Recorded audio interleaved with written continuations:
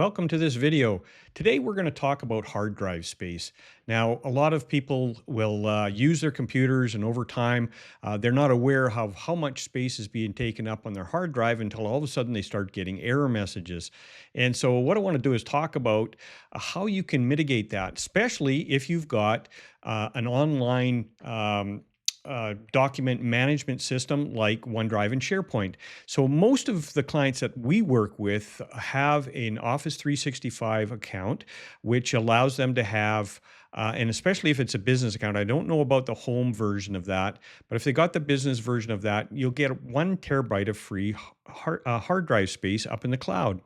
And now you may have your documents sitting on your local machine. If you're a solopreneur, you may have them up in on a server. A lot of people are starting to take advantage of this free space that comes with Microsoft 365. And so what I'm going to do is show you how you can manage the Office 365 account, which allows you to manage those documents. So when you're using OneDrive and SharePoint, and let me explain, OneDrive is where your personal documents can be set.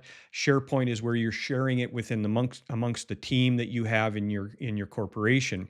And so most people will both use both of those. They'll have, especially if you're not a solopreneur, you've got more than one person, you're going to have a SharePoint and you're going to have OneDrive, and it's all part of the same hard drive space is what you're utilizing there. And so what I'm going to do is show you how when you're using the OneDrive and SharePoint, sure, your documents are stored up there, but that also when you go to access a document, it pulls it down onto your local machine and it stays there until, by default, until your hard drive starts to get full, and then it starts releasing stuff back up into the cloud, especially if you've not used it. Well, I'm going to show you some settings that you can make so that it makes that a little bit easier for you and manages that interaction between OneDrive and SharePoint and your local machine and how things are stored. So let's jump over to our other screen here. All right, so on here, I'm just going to close this down because I had it up ahead of time. And let me X that out.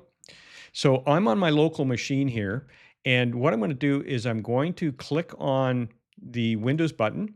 I'm going to type in System, and it already comes up to System Control Panel. Click on that. Once that pops up, click on System so that it can get the list that we want to look at. And what we're looking at is storage.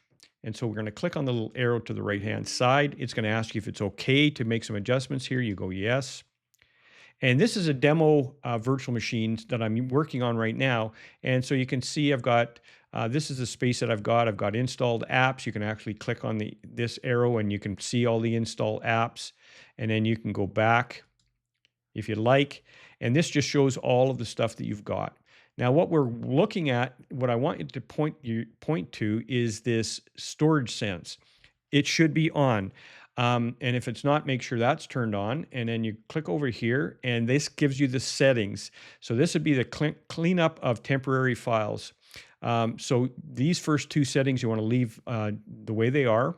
And then you go down to Configure Cleanup Schedule. So by default, Storage Sense only starts moving stuff off of your computer. Now that could be the server or your local machine, depending upon where you've got them.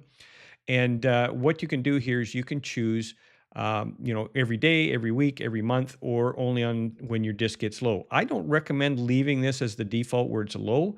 So I usually choose this to say, hey, I want to have this every month. Delete files in my recycle bin if they have not, if they've been there for over 30 days, that's the default. You can change that too, make it 60 days. If they're in the recycle bin, you choose how you want to set this up and how clean and efficient your hard drive space is being utilized. Delete files in my download folder if they haven't been opened for more than, and then by default it says never. So let's kind of go through that. You install a bunch of applications on your computer, and in the downloads folder you could have gigabytes, like multiple gigabytes of space being used up by stuff that you're not going to use again unless you're going to go in and reinstall them. But usually that source is someplace else where they're located anyway. So you can always download probably a newer version of whatever it is you're needing to install from another source other than leaving it in there. So you may want to change that to every 30 days or 60 days or even 14 days and have it clean up the stuff in those download folders. And then you can go in here, click more information for local available cloud content. I would just leave that for now.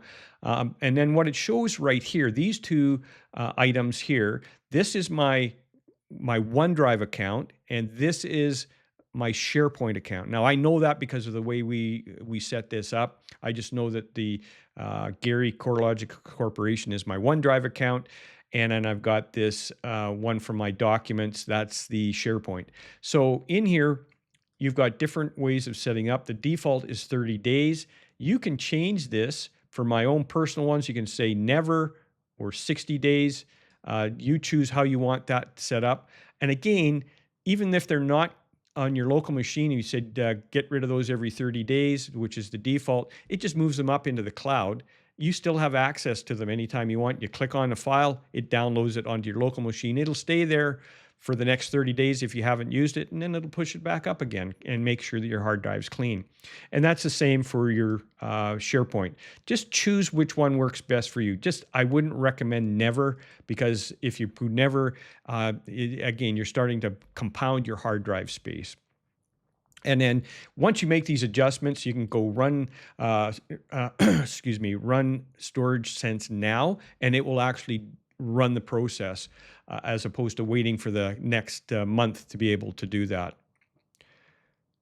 So that's how quick and easy it is to make those settings. Now let's look about, there is a way on a Mac to do this too, but it's not exactly the same as running it in a Windows version. So I just want to click over here.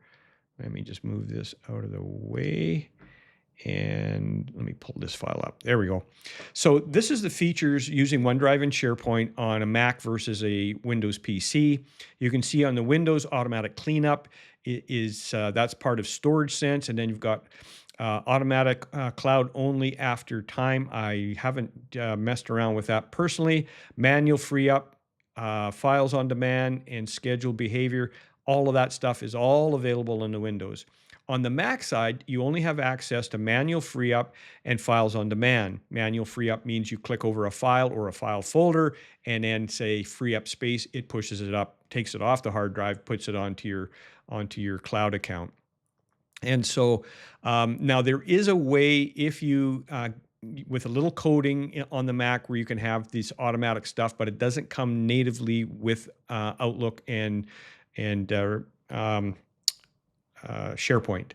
And so you have to go in and fiddle around. If you go do a search on that, you can get AI to help you write some code and put that in. But right now, full features with the Windows, not full features with the Mac. And so that just gives you an idea of what you can and can't do. Hopefully this has been helpful. If you have any questions, don't hesitate to reach out. Put some questions in the comments area. And hope you have an awesome day, and we'll talk to you on the next video. Bye for now.